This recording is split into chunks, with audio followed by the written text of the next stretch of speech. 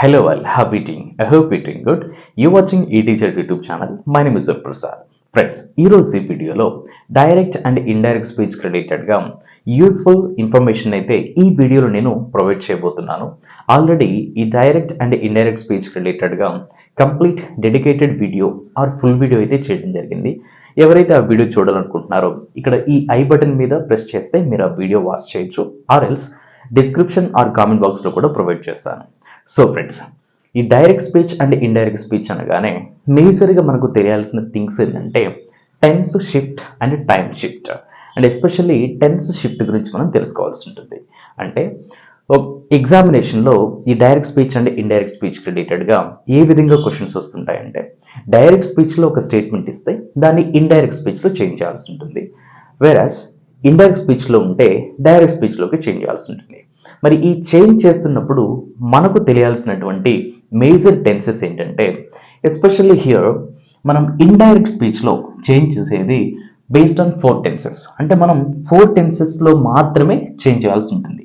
And those 4 tenses are here: simple past, past continuous, past perfect and past perfect continuous tense.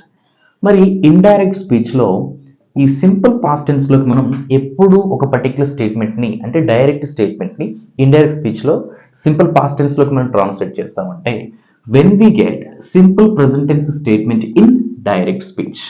ఈ direct స్పీచ్లో ఈ simple present tense statement కనుక వస్తాయి, అంటే simple present tense అంటే ఏంటి, ఇక్కడ subject plus V1 or V5 plus object. అంటే ఈ స్టేట్మెంట్ ఏమైనా వస్తే subject V1 or V5 statement వస్తాయి, దాన్ని మనం సింపుల్ పాస్ట్ టెన్స్లోకి మీన్స్ సబ్జెక్ట్ V2 అండ్ ఆబ్జెక్ట్లోకి చేంజ్ చేయాల్సి ఉంటుంది.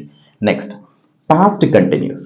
మరి ఈ పాస్ట్ కంటిన్యూస్ టెన్స్లోకి మనం ఎప్పుడు చేంజ్ చేస్తామంటే డైరెక్ట్ స్పీచ్లో ప్రజెంట్ కంటిన్యూస్ స్టేట్మెంట్ వస్తే మనం ఇండైరెక్ట్ స్పీచ్లో పాస్ట్ కంటిన్యూస్ స్టేట్మెంట్ లాగా చేంజ్ చేయాల్సి ఉంటుంది. ప్రజెంట్ కంటిన్యూస్ అంటే ఏంటి, ఇక్కడ subject am is are plus V4 plus object. దాని పాస్ట్ కంటిన్యూస్ అంటే subject was are were plus V4 and object. Next past perfect. ఈ పాస్ట్ పర్ఫెక్ట్లో మనం ఎప్పుడు చేంజ్ చేయాల్సి ఉంటుందంటే డైరెక్ట్ స్పీచ్లో 3 టెన్సెస్ వచ్చినప్పుడు మనం పాస్ట్ పర్ఫెక్ట్ టెన్స్లో ఇండైరెక్ట్ స్పీచ్లో చేంజ్ చేయాల్సి ఉంటుంది. And those 3 tenses are here: simple past అంటే subject V2 and object. Present perfect means subject have or has plus V3 and object. Next past perfect tense అంటే direct స్పీచ్లో మనకు past perfect టెన్స్లో ఉంటే indirect స్పీచ్లో కూడా past perfect టెన్స్లోనే ఉంటుంది. ఇక్కడ పాస్ట్ పర్ఫెక్ట్ టెన్స్ స్ట్రక్చర్ ఏంటిది, subject had plus V3 and object. Okay friends, next past perfect continuous tense. మరి ఈ పాస్ట్ పర్ఫెక్ట్ కంటిన్యూస్ టెన్స్లో ఇండైరెక్ట్ స్పీచ్లో ఎప్పుడు చేంజ్ చేయాల్సి ఉంటుందంటే డైరెక్ట్ స్పీచ్లో అగైన్ 3 టెన్సెస్ వచ్చినప్పుడు మనం ఇండైరెక్ట్ స్పీచ్లో ఈ పాస్ట్ పర్ఫెక్ట్ కంటిన్యూస్ టెన్స్లోకి చేంజ్ చేయాలి. Number 1 past continuous. Past continuous means subject was are were V4 and object. Next present perfect continuous tense. Present perfect continuous tense means subject have been or has been V4 and object. And last past perfect continuous. So friends, notice చేయండి, past perfect continuous, past perfect continuous. అంటే ఒక past perfect continuous statement direct స్పీచ్లో ఉంటే అది indirect స్పీచ్లో కూడా same ఉంటుంది. And present perfect continuous ఉంటే past perfect continuous, past continuous ఉన్నా కూడా పాస్ట్ పర్ఫెక్ట్ కంటిన్యూస్ టెన్స్లోకి అంటే subject had been plus V4 and ఆబ్జెక్ట్లో అయితే చేంజ్ చేయాల్సి ఉంటుంది. సో ఫ్రెండ్స్, ఇక్కడ ఉన్నటువంటి ఏదైతే టెన్సెస్ ఉన్నాయో వీటి మీద ఎవరికైతే అవేర్నెస్ వస్తుందో then automatically we can translate that particular direct speech statement into indirect speech.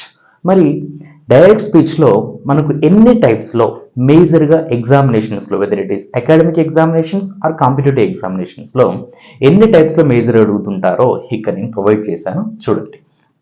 Direct speech. ఈ డైరెక్ట్ స్పీచ్లో మనకు ఒక పాజిటివ్ స్టేట్మెంట్ వస్తాయి. పాజిటివ్ అంటే subject, helping verb, main verb and object, that is positive statement. దాని indirect స్పీచ్లో మనం positive స్టేట్మెంట్గానే change చేయాల్సి ఉంటుంది, బట్ ఈ టెన్స్ అనేది షిఫ్ట్ చేయాలి. Next yes or no question statement వస్తాయి. ఇక్కడ ఎస్ఆర్ నో క్వశ్చన్ అంటే the particular statement or sentence which begins with helping verb. అంటే హెల్పింగ్ వర్బ్తో స్టార్ట్ అయ్యేటటువంటి ఏ స్టేట్మెంట్ అయినా, like do you like English, do they come here etcetera. ఇలా do, have, am, is, are, was, were, had, etc. వీటన్నిటిని helping verbs అంటారు. ఈ helping verbs తోటి ఒక స్టేట్మెంట్ స్టార్ట్ అయితే దాన్ని ఎస్ఆర్ నో క్వశ్చన్ స్టేట్మెంట్ అనాలి. దానికి కూడా మనం ఆన్సర్ పాజిటివ్ స్టేట్మెంట్లోనే రాయాల్సి ఉంటుంది ఇండైరెక్ట్ స్పీచ్లో. And last type of statement here WH question statement. ఈ WH క్వశ్చన్స్ అంటే why, what, when, where, how much, how long, etc. All these are called WH question statement. ఈ WH question statement వచ్చినా కూడా మనం positive స్టేట్మెంట్లో మాత్రమే indirect స్పీచ్లో change చేయాల్సి ఉంటుంది. అంటే ఇక్కడ ఎస్ఆర్ నో క్వశ్చన్ వచ్చింది కదా అని చెప్పేసి ఇండైరెక్ట్ స్పీచ్లో కూడా ఎస్ఆర్ నో క్వశ్చన్లోకి మనం చేంజ్ చేయకూడదు. సో ఫ్రెండ్స్, ఈ విధంగా ఈ పాయింట్స్ని ఎవరైతే గుర్తుంచుకుంటారో డైరెక్ట్ స్పీచ్ అండ్ ఇండైరెక్ట్ స్పీచ్కి రిలేటెడ్గా ఏ స్టేట్మెంట్ వచ్చినా కూడా మనం ఈజీగా హ్యాపీగా ట్రాన్స్లేట్ చేయగలుగుతాం. సో ఫ్రెండ్స్, నేను మిమ్మల్ని రిక్వెస్ట్ చేసేది ఏంటంటే ఈ ఫుల్ వీడియో ఎవరైతే వాచ్ చేస్తారో వాళ్ళకు కంప్లీట్గా ఈ టెన్స్ షిఫ్ట్ నెక్స్ట్ ఈ స్టేట్మెంట్ టైప్స్ అయితే మీకు కంప్లీట్ ఐడియా అయితే వస్తుంది. That's it for today friends. Happy learning and thanks for watching.